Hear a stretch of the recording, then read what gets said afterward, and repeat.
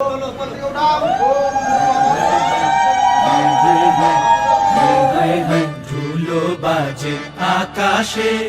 Morning everyone. আজকে সকাল সকাল রেডি হয়ে চলে এসেছি একটা বড় ব্লগ শুট করার জন্য, কারণ আজকে আমার ভাই বিয়ে। তো গায়ে হলুদের জন্যই রেডি হয়েছি। ডেফিনেটলি জানিও আমাকে কেমন লাগছে। যা প্রচণ্ড গরম, যাই করছি ধুয়ে মুছে একাকার হয়ে যাচ্ছে। তো এখন যাবো প্রথমেই ব্রেকফাস্ট করতে, কারণ খাওয়ান দাওয়ান ভেরি ইম্পর্টেন্ট। খেয়ে দিয়ে নিয়ে বাকি সমস্ত কিছু করবো। চলো আর বেশি কথা না বাড়ি আজকের দিনটাকে স্টার্ট করা যাক, আর তোমরা দেখতে থাকো আজকের ব্লগটাকে।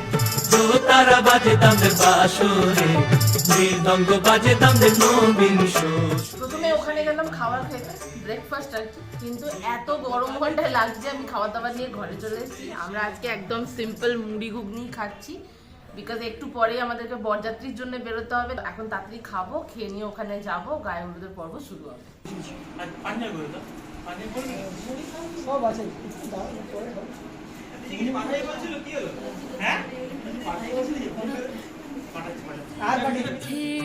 বিয়ের আগে মোটামুটি 1 মাস আইবুড়ো ভাত খাওয়ার পরেও আমার ভাইয়ের যেখানে ছোট্ট ছোট্ট আইবুড়ো ভাত খাওয়াগুলো বাকি রয়ে গেছিলো, সেটা আজকে একদম খেয়ে নিচ্ছে, কারণ এরপরেই ও বসে পড়বে গায়ে হলুদের অনুষ্ঠানে। এখানে সেই জায়গাটাকেও রেডি করা হয়েছিল, আর এই যে আমার মা খুব সুন্দর করে সেজে গুজে দাঁড়িয়েছিল। আর তারপরে মোটামুটি বর বেরোলেই গায়ে হলুদের পর্ব শুরু হবে। বর এখানে আস্তে আস্তে আমরা আবারও একটুখানি গাড়িটাকে সাজানো গোছানোতে মন দিয়েছিলাম।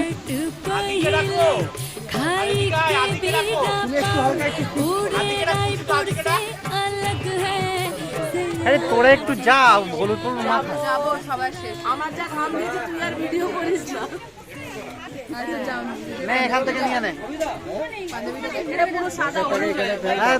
ফাইনালি এখানে আমিও চলে গেলাম আমার ভাইয়ের গায়ে হলুদ মাখাতে।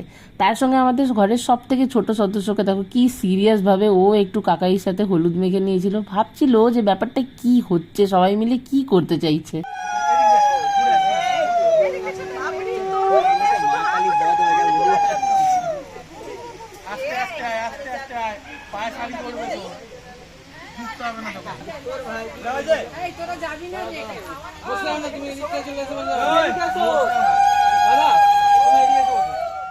গায়ে হলুদ চলতে চলতেই চলে গেছিলাম একটু দাদু ঠাকুমার গলায় মালা পরিয়ে দেওয়ার জন্য। তারপর সেখান থেকে এসে চললাম এবার একটু আমাদের পুচকুলির সাথে ফটো সেশনের জন্য, যেটা কিন্তু খুব বেশি মজাদার ছিল। আমি ঘুমালেই ফ্রেশ।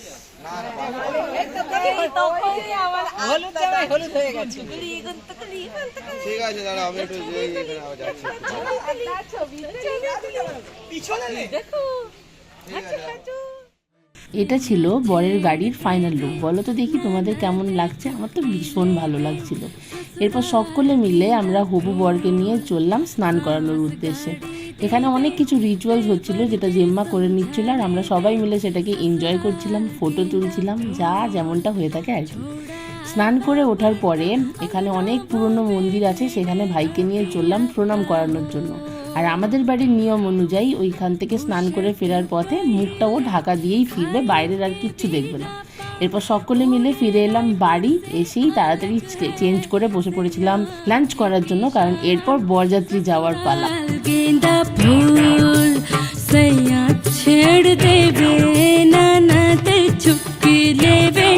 ससुराल गेंदा फूल।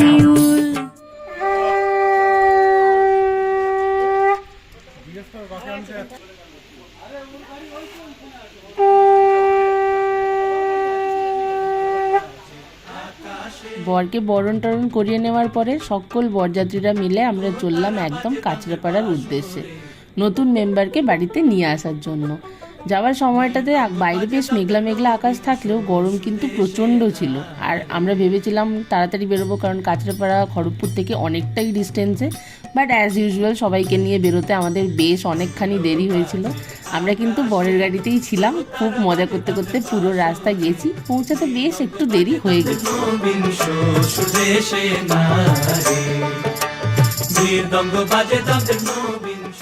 আমরা বাড়ি থেকে বেরোতে অনেকটা দেরি করেছি, পৌঁছাবো অ্যাজ ইউজুয়াল অনেকটাই রাতে। এখন কোলাঘাটও পৌঁছাইনি, মানে এখন কোথায় আছি আমরা, মাতপুর ওরকম কিছু একটা হবে। এখানে এখন দাঁড়িয়েছি কারণ যে বড় বাসটা আছে ওটাতে পেট্রোল এখন ভরা হবে, তারপর যাওয়া হবে। এখনো তার মধ্যে বাবা মা এগিয়ে গেছে। হ্যাঁ, বাবা মা এগিয়ে গেছে, বাকি আমাদের এই গাড়ি আছে, ওরা আছে। বাকি সব গাড়ি এখানে বর আছে। আছে। হ্যাঁ, বর কোথায়? বর হেভি টেন্স। আচ্ছা, বর এখনো গাড়ি থেকে জাস্ট নামছে। তুলে দে না, হ্যাঁ ছবি তুলে দে। হ্যাঁ, দিচ্ছি। আমাদেরকেও দাও, কিছু বক্তব্য? খালি বলে কথা। হ্যাঁ, হ্যাঁ, একটু একদম, ছেলে একদম। খুঁজেছি, একটু তোমার ভিডিওতে না এলে হয় বলো? Everyone in frame. হ্যাঁ, একটু ফেমাস হতে হবে তো। হ্যাঁ, নিশ্চয়ই। সেই, কেমন লাগছে?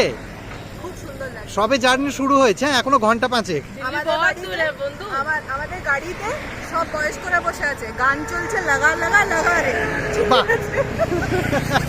আমাদের গাড়িতে বর প্রচন্ড টেন্স, তাই ভালো গান বাজছে না। বরের কিসের টেনশন? বরের টেনশন। আমি দেখলাম যে ভাই বসে বসে অন্তত 30টা কল করলো আচ্ছা সবাইকে মিলিয়ে। আচ্ছা, তো এটাই হচ্ছে ব্যাপার। কে কখন ঢুকছে, কে কখন বেরাচ্ছে, কতটা দেরি হলো শুনি অ্যাকচুয়ালি আছে। হ্যাঁ, ও বাস আসতে এখনো অনেক দেরি, তোকে এখন দাঁড়াতে হবে, বুঝতে পারছিস? তো ওদিকে কে আছে? ওই, এটা ফার্স্ট বিয়ে বাড়ি।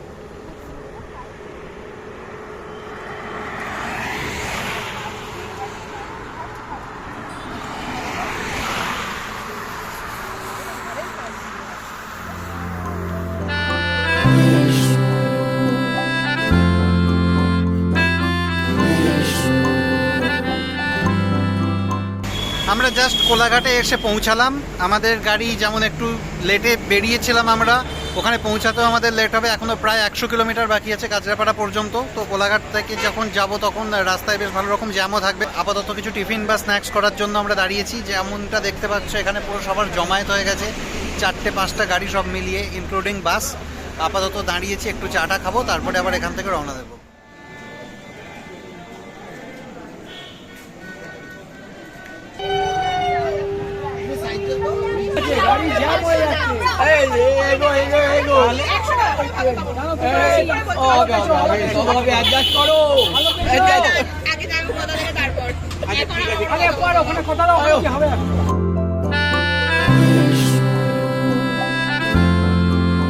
হ্যালো গাইস, বলছি লস্যি কেমন লাগছে?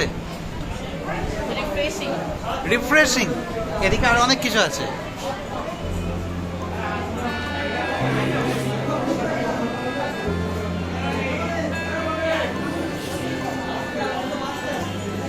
কনের বাড়িতে পৌঁছানোর পর কিছুক্ষণ আড্ডা দেওয়ার পর আমরা চলে গেছিলাম একদম স্টার্টারের জন্য। এখানে খাবার দাবারে অনেক কিছুই ছিল।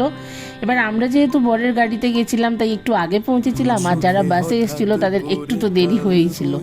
যাই হোক, এখানে টুকুর টাকুর করে খাওয়া দাওয়া করলাম, ফটো তোলাতুলি করলাম, আর অপেক্ষা করছিলাম কখন ওদের বিয়েটা স্টার্ট হবে তার জন্য। সব থেকে কমফোর্টেবল ড্রেস পরে এসছো।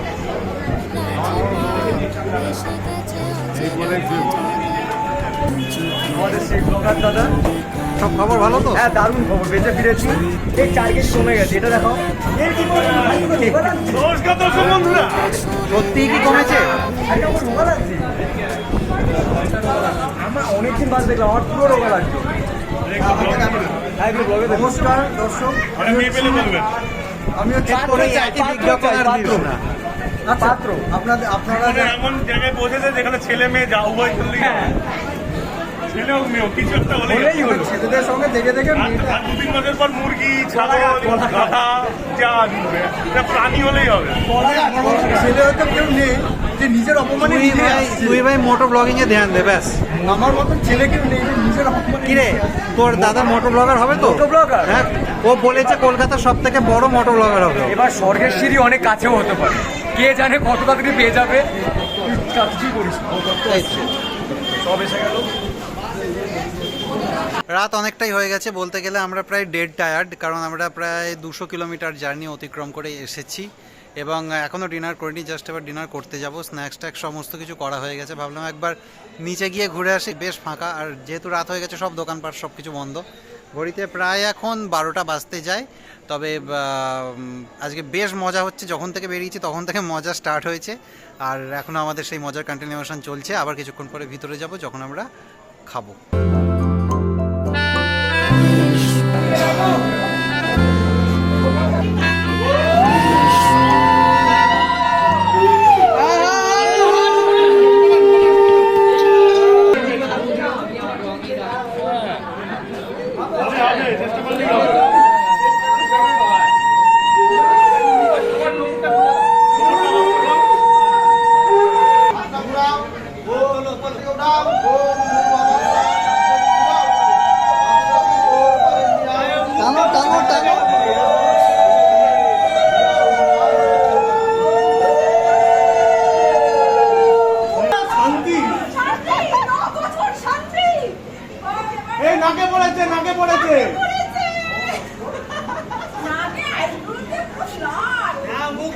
পুরো বামপন্থী।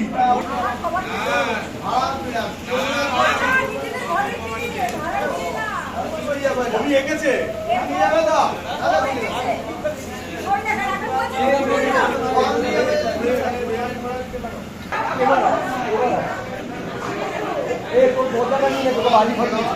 মাঝরাতে বিয়ে করা, মাঝরাতে বিয়ে।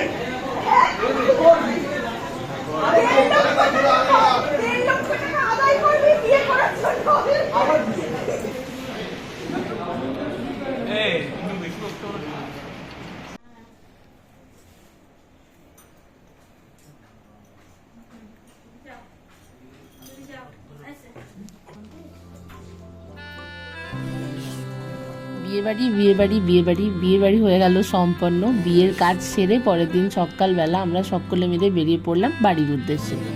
এই ফেরার সময়টা না আমার নিজের বিয়ের কথা প্রচণ্ড মনে পড়ছিল। আমারও যখন বিয়ে হয়েছিল বাড়ি থেকে বেরোনোর সময় প্রচণ্ড মনে কষ্ট হয়েছিল, কিন্তু কাউকে আমি একদমই এক্সপ্রেস করতে পারিনি। চুপচাপ বেরিয়ে এসেছিলাম খুবই খুশি মনে, সবাইকে এটা দেখিয়ে যে আমার বুঝি একটুও কষ্ট হয়নি, কিন্তু তেমনটা ছিল না। যাই হোক, আশা করি ভিডিওটা তোমাদের ভালো লেগেছে। ভালো লাগলে প্লিজ লাইক করো, কমেন্ট করে জানিও কেমন লেগেছে। আর ছেড়ে যাওয়ার আগে চ্যানেলটাকে প্লিজ সাবস্ক্রাইব করে দিও।